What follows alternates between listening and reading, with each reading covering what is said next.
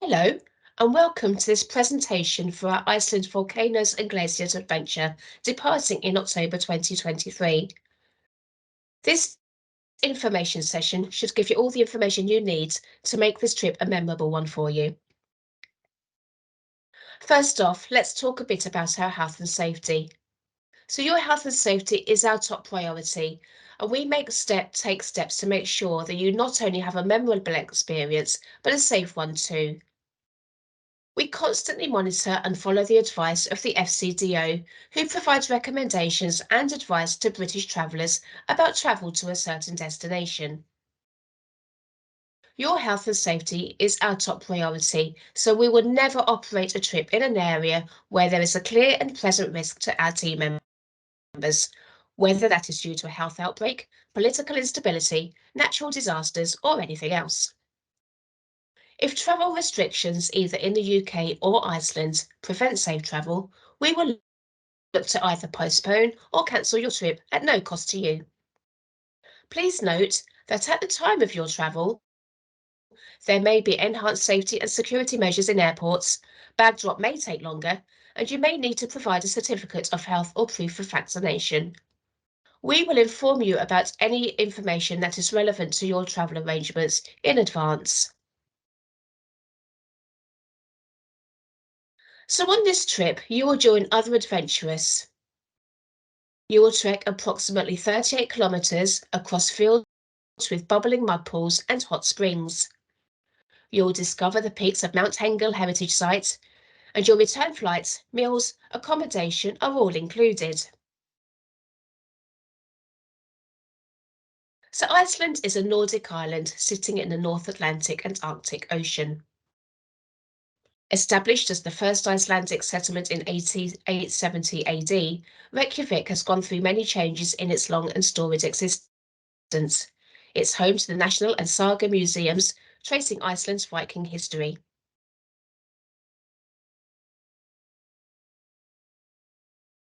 So starting with day one, we will depart from London to Reykjavik and will transfer to a cabin hotel or similar.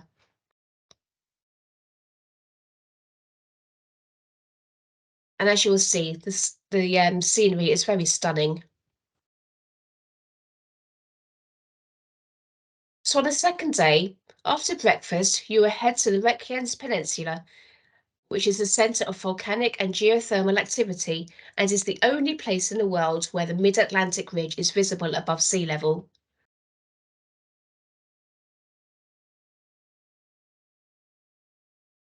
Earlier this year, the area experienced a new volcanic eruption for the first time in around 800 years. If the eruption is still ongoing, but safe to visit, we plan to take a short hike to witness the lava flow at twilight, and we will return to Reykjavik this evening.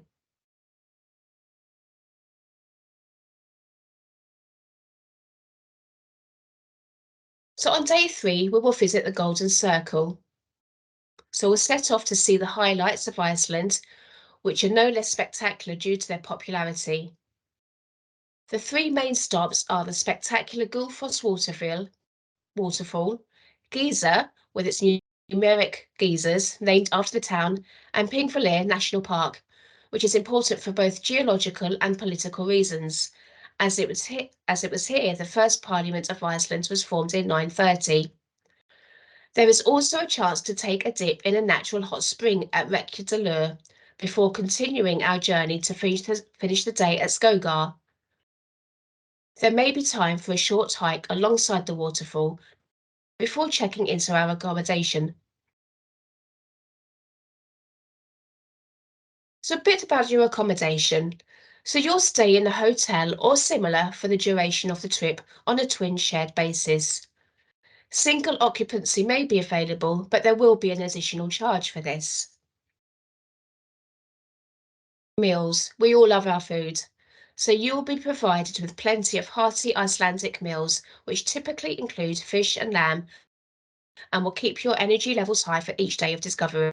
But you must inform us in advance if you have any dietary requirements so that we can make sure these are fulfilled for you whilst you are out there. Hygiene and toilet facilities always a talking point on any of our trips. So the hotels have ensuite facilities with flushing toilets and hot showers. If you need to use the toilet during a trekking day, you must find a private area off the trail. You must never leave used toilet paper on the ground, and this must be packed up into a nappy bag or sanitary disposal bag, pop into your day pack, and disposed of at your accommodation. Please bring your own nappy sacks with you, but you should also bring a roll of toilet paper for your own use.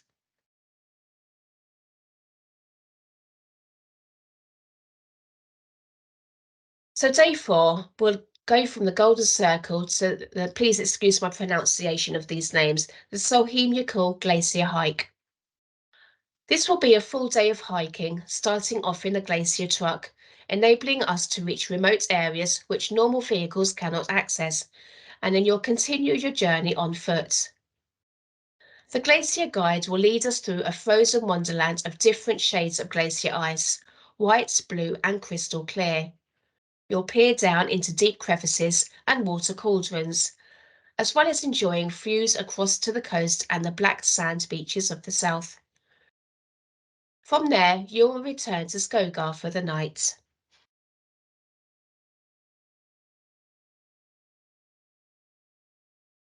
So day 5 will be Skogar back to Reykjavik, and this will offer a unique opportunity to explore an ice cave, which was recently discovered on the Solheimjakul Glacier. You will witness firsthand one of Iceland's great natural wonders as you walk into a frozen world of crevices, water cauldrons, and ridges. After completing this adventure, we will head back to Reykjavik for a final night at the hotel. Day 6. This is when we will fly back to London.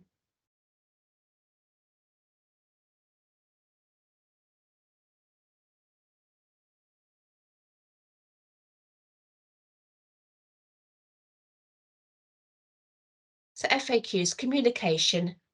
Coverage can be good in towns, but may be patchy in rural areas. Wi-Fi is available in the hotels, but we cannot guarantee the speed of this. So yeah, don't be surprised. It might be a bit slower than we're used to in the UK. Travel insurance. You must arrange this yourself. We can make a recommendation for you, but please email us for this link. Footwear. Trainers will be unsuitable, so you must bring boots and they must be worn in and very comfortable before you get to Iceland. So the age limit. So the minimum age is 18, or if you have a parent or guardian with you, 16 to 17-year-olds can join us too. There is no upper age limit. So if you've got a medical problem, you can take part, but you must see your GP for consultation. All medical conditions must be declared, and if necessary, a medical form signed by your GP. We also have a team behind the scenes who will look at at your declarations and will contact you if they have any concerns. So how challenging is it? So this trek is graded as moderately challenging for someone with a good level of fitness. And there are a number of factors which could make the trip challenging. For example, you will be carrying your own day pack each day. Your terrain will be varied. The climate, you can expect chilly days and cold nights. You'll be trekking distances for 3 consecutive days. And please do not underestimate the importance of training. The more you do, the more familiar your body will be in recovery after a long day's trekking, so you can start each day rested and prepared and ready for the day ahead. And you must take responsibility for arriving in Iceland as fit as you can be. Some more stunning scenery of Iceland. So how should you train? Well, best thing to do is to get outside and start walking. The more walking you do, the better. If you're not a regular walker, start slowly with short distances. Then as you get more comfortable, increase your mileage and add in more challenging terrain until you can comfortably walk for several consecutive days on hilly terrain and a heavy backpack. We often find that weekends are great for if you're planning a longer walk where you can get more distance under your feet. And even bank holiday weekends, where we've had quite a few this year, back-to-back days of walking will really help.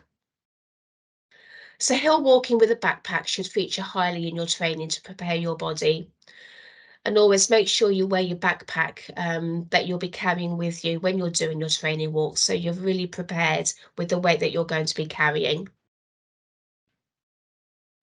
So other activities which can complement but not replace are hill walking, if you're lucky enough to live near some hills.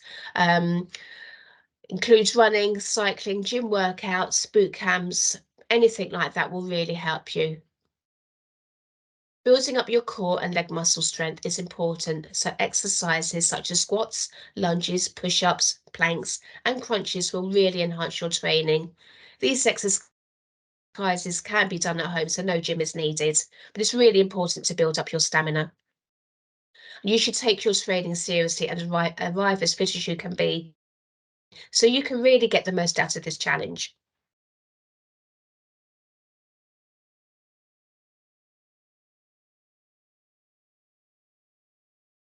And we're with you every step of the way. So when you register, there is a £320 registration fee, which is payable at the time of booking.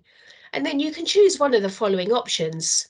So you can self-fund, so you pay your own tour cost with the balance due by 4th of August 2023.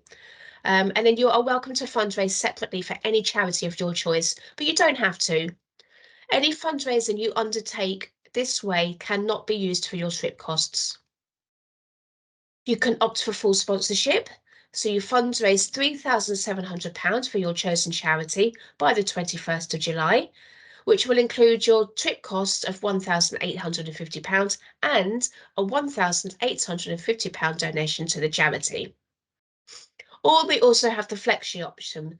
So you can pay your own tour cost balance of £1,850 and then you can fundraise another 1,850 for a charity of your choice. And that money needs to be received by them by the 4th of August.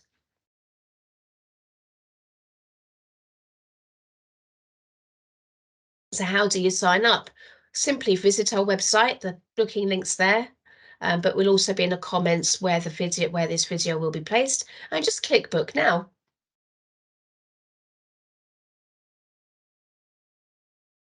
So what support will you get? Well, if you fundraise for a charity, their team will support you throughout the challenge with your fundraising.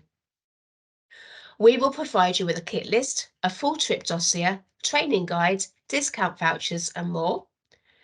And you will be accompanied by a first aid trained tour manager and professional local guides. Pre-departure meeting will also be held with your teammates and with us at Different Travel.